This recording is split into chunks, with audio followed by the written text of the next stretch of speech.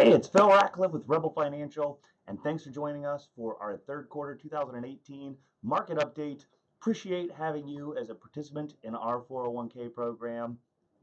We take pride in trying to run a 401k program that's more transparent, in which we give more help to our investors to do a better job, to make a better rate of return, to help you retire more successfully. And so it is coming up on fall, so hopefully you got enough of your summer heat. And a question that's on a lot of people's mind is what's going on with the markets, all this volatility. I'm worried about things. And so we're going to hit that a little bit, help you understand it, let you know what we're doing to kind of take care of that for you. We're going to share the screen right here so that you can see, so we can all be on the same page. We can relate more information a little bit better. So we're on the rf401k.com. Yours is very similar, except it should be branded to your company. And so when you come here, obviously, there's the video that hopefully that's where you're watching it from. You have some other tools down here if you want to say, how much should I be saving, or I'm building up, how can I spend wisely so that we don't run out of money before. But then this is where you just click to sign in. Go there, check it out, see your statements anytime you like. Most of you are going to be in one of our models. And this is a very good thing for you because with most 401ks, there really isn't these models that we actually take care of the investments for you.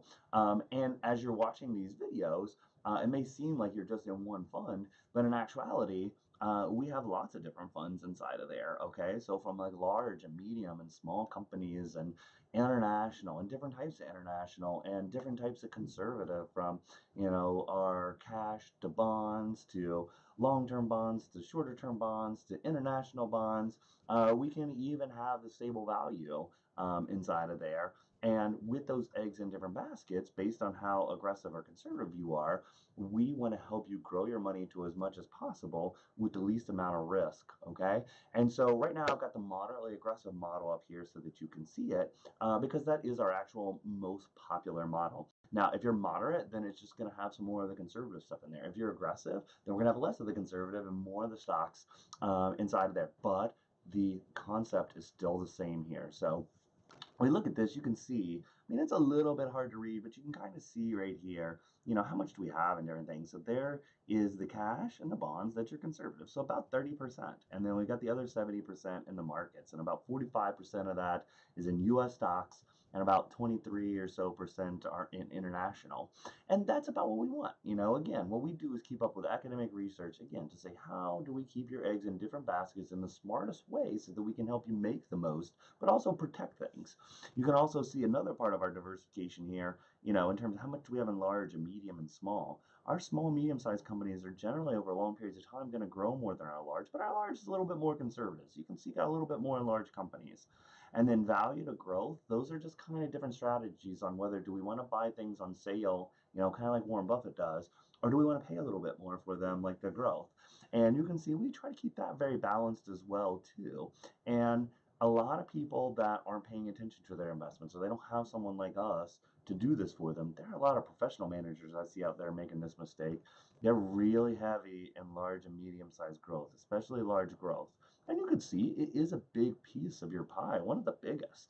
But over the last few years, we've had to harvest some of this growth to lock some of it into your conservative, and also to buy some small and medium-sized companies and some value-oriented and some international, and that's a good thing.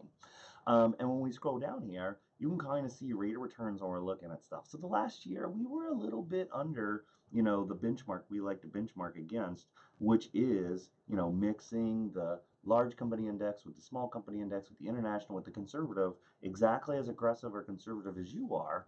We were behind a little bit because we had a little bit more emerging markets inside of there. And also our bonds took a little bit of a hit since interest rates have gone up. But that's okay. Again, what we're trying to do is make sure that you're well positioned, that you're going to do well looking forward, and for your long-term goals. And so even if you could see the last 10 years, we don't have 10 years worth of data. We're pushing on 5 right now.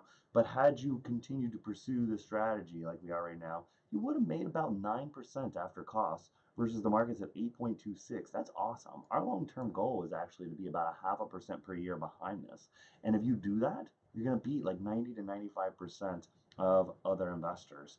And so really, these are the type of things that we want to help people to stay disciplined on, because it's tempting sometimes to look at this and be like, oh, well, this strategy is not working. A quarter or 1 year period is not a good time period to make a decision like that off of. We want to look at 5 and 10 and 15 year periods.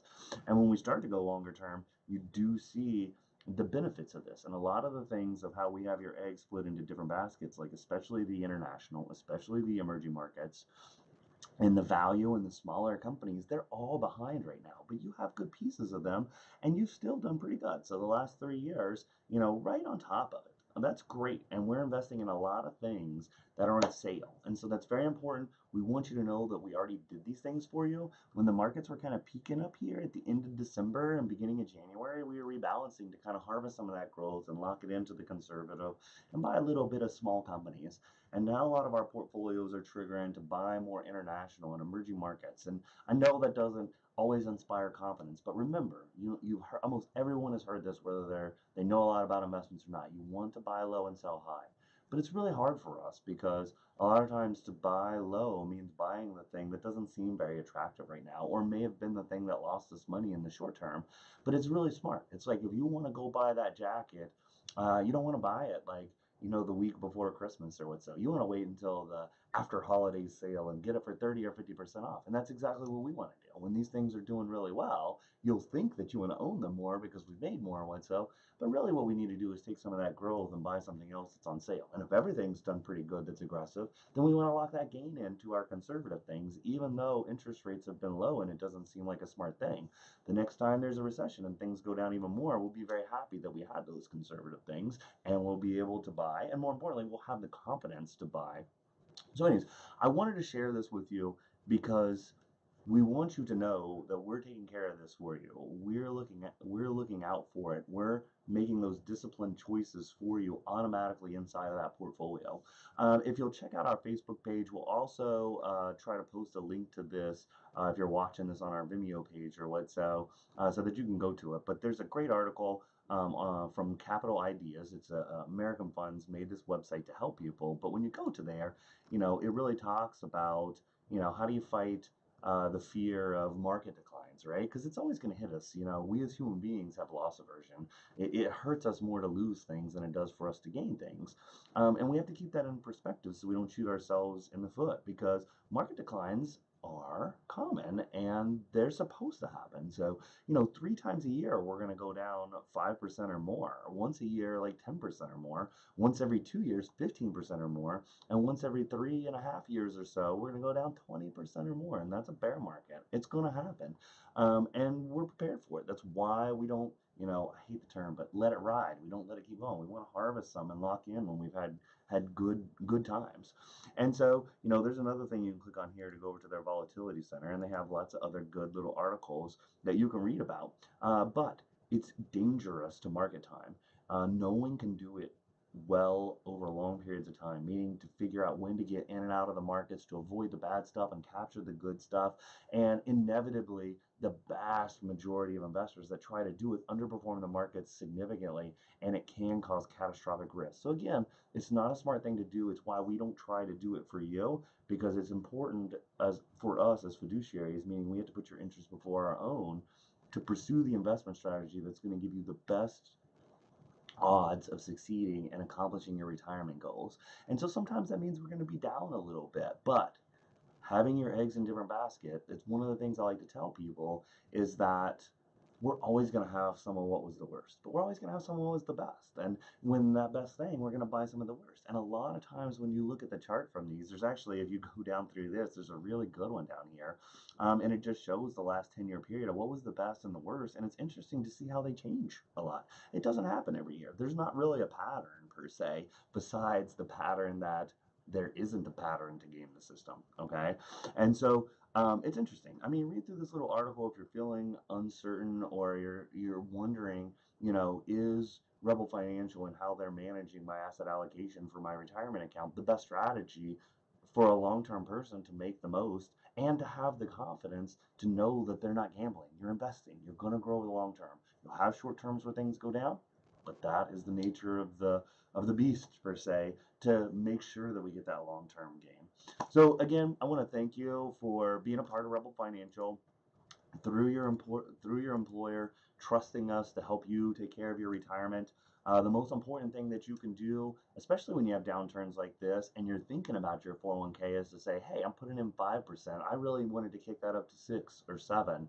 Or, I'm not sure if I should be saving pre-tax or Roth. Give us a call, chat on the website. We'll be more than happy to help you. But even when you have downturns, you're thinking about the 401k, increasing your contribution and buying low by putting in a little bit more, you're going to thank yourself 10 or 20 years from now, and you're going to have a lot more. So again, we're here to help you. If you're experiencing uncertainty, you don't know what to do, or you just want to chat with somebody, reach out to us through the chat, through the email, give us a call. We're more than happy to help anytime.